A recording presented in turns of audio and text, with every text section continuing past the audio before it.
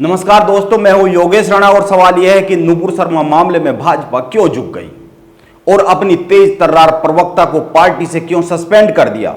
इस सवाल पर बात करनी जरूरी है क्योंकि इस समय देश के 18 राज्यों में भाजपा की सरकार है। संसद के दोनों सदनों में कुल मिलाकर भाजपा के पास 400 सांसद है।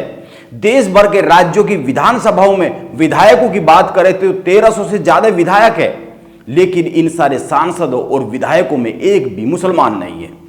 मैं यह बात इसलिए बता रहा हूं क्योंकि इस जानकारी के बाद भाजपा का वह बयान जानना जरूरी है जो नुपुर शर्मा के सस्पेंड करने के कुछ ही घंटे पहले आया है। आप इसको सुन लीजिए, इसके बाद आगे की बात करेंगे ताकि चीजें समझ में आ सके। इस बयान में भाजपा ने कहा है, पार्टी सभी धर्मों का सम्मान करती है। पार्टी किसी भी धर्म से जुड़े व्यक्तित्व की आलोचना की कड़ी निंदा करती है। भारत में हजारों सालों के इतिहास में हर धर्म फला फूला है। बीजेपी ऐसी किसी भी विचारधारा के खिलाफ है जो किसी भी वर्ग या धर्म का अपमान या उसे बदनाम करती है। पार्टी ऐसे लोगों और दर्शन को बढ़ावा नहीं देती है। बीजेपी सर्वपंथ समभाव को मानती है और किसी भी धर्म के पूजनियों का अपमान बीजेपी स्वीकार नहीं करती है। यह भाजपा की ओर से जारी बयान है।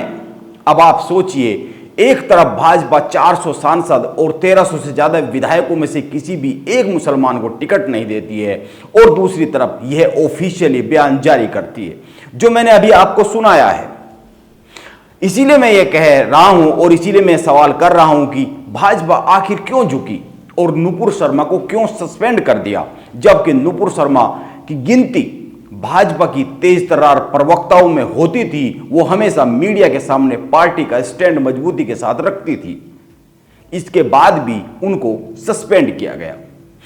आइए कुछ और बातें जान लेते हैं ताकि तस्वीर और अधिक साफ हो सके। एक टीवी डिबेट के दौरान पैगंबर मोहम्मद पर नुपुर शर्मा की ओर से की गई टिप्पणी के बाद हंगामा मच गया। भारत ही नहीं, दूसरे देशों में भी इसका विरोध होने लगा। सऊदी अरब और अन्य खाड़ी देशों ने नुपुर शर्मा की टिप्पणी पर कड़ी आलोचना की, आपत्ति जताई। कतर के विदेश मंत्रालय ने भारत के राजदूत दीपक मित्तल को ऑफिशियली नोट सौंपा। कुवैत ने भी भारतीय राजदूत को इस मामले में अपनी आपत्ति दर्ज की, तलब किया। कुवैत, दुबई, सऊदी अरब, बहरीन में विरोध हुआ।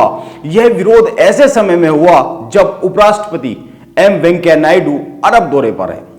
रविवार को वेंकैया नायडू ने कतर के प्रधानमंत्री और गृह मंत्री से मुलाकात की। दोनों नेताओं ने प्रतिनिधिमंडल स्तर की बातचीत की तथा व्यापार, निवेश, आर्थिक और सुरक्षा सहयोग समेत कई मामलों पर द्विपक्षीय संबंधों की समीक्षा की।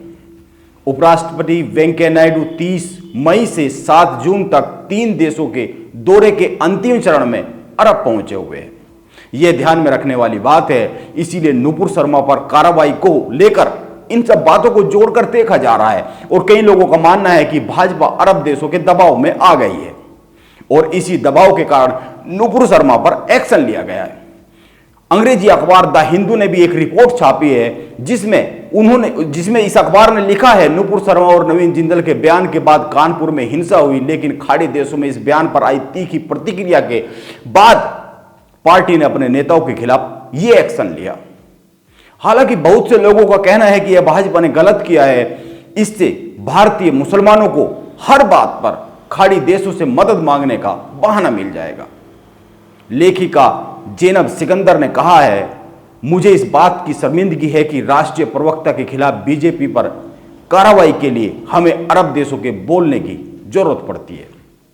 इसी के साथ लेखक आनंद रंगनाथन ने भी एक ट्वीट किया है। उन्होंने अपने ट्वीट में भाजपा की कार्रवाई को गलत बताया है। इसी के साथ उन्होंने कहा है कि नुपुर, हम आपको बताना चाहते हैं कि इस देश की ताकत उसके लोग हैं, कोई पार्टी नहीं, और हम इस देश के लोग आपके साथ खड़े, हर कदम हर सांस में।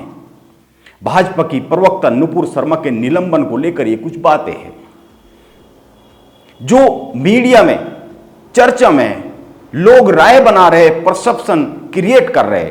लेकिन कुछ भी हो, इतना तो है ही कि भाजपा कहीं ना कहीं नुपुर शर्मा की टिप्पणी को लेकर दबाव महसूस कर रही है। इसी कारण अपनी इतनी तेज तर्रार प्रवक्ता पर यह एक्शन लिया गया है। लेकिन इससे यह भी देखना होगा कि टीवी पर जो बेसिर पैर की बहस होती है, डिबेट होती है, और इस बेसिर पैर की बहस और डिबेट को करने वाले लोग इस एक्शन से कितना सबक लेते हैं। नमस्कार, आप बने रहे मेरे साथ।